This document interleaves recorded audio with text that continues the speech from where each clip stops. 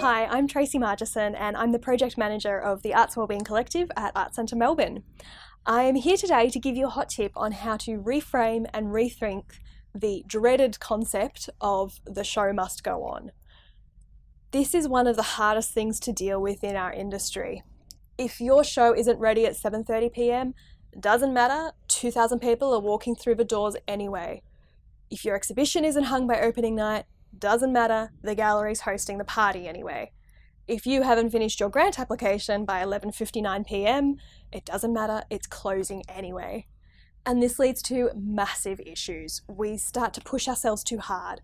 We might cut corners, we might work through the night, we push the people around us, we neglect our health, our friends, our family, and so on. But how do you deal with these seemingly immovable deadlines? How can we reframe these things that make our very industry function? Let's go with 3 quick tips to help you start on this journey. The first one, look for some moments of finish so that it doesn't feel like there's this one massive, immovable, looming deadline that you couldn't possibly miss. Set yourself some small deadlines. So let's say that it's a grant application. Aim to have the introduction done by a particular date, your budget scoped by another date, your first draft completed, your letters of support finalised, a version sent off for sign-off from any collaborators. By the time the due date comes around, you'll probably have done about 90% of the grant.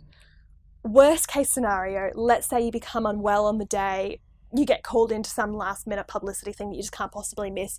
You could still submit a grant that's 90% done. And guessing the high standards that you place on yourself, 90% is probably still pretty damn good. The second one is to break the rules.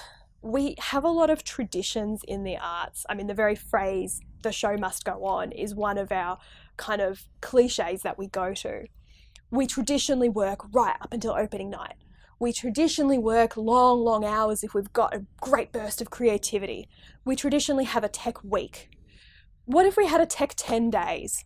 If the show takes 60 hours to bump in, negotiate with the venue for an 8-day bump in, rather than cramming it into a 5-day bump in and completely burning out your tech team. If the gallery asks for 14 pieces for the exhibition, negotiate 10 in a different layout. Take a step back and question the way that it's always been done, and break the rules and the traditions that really we've imposed on ourselves.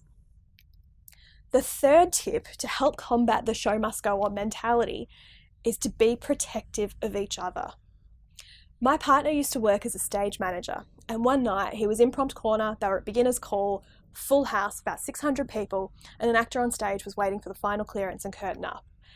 He looked across at her and he saw her just go and just have this little dizzy spell. He walked over and he said, "Are you okay?" And she said, I'm fine, the show's about to start." And he said, "Don't worry about them. They can wait. We're not going up if you're not well. We can send them back into the foyer for a drink. We can send them home. We'll sort this out. It doesn't matter." If you can be brave and protect each other, it is so vital. I hope you found this hot tip useful. The show must go on is really tough, but we can all play a part in trying to make it better. If you'd like to find out more about Arts Centre Melbourne or the Arts Wellbeing Collective, visit artswellbeingcollective.com.au.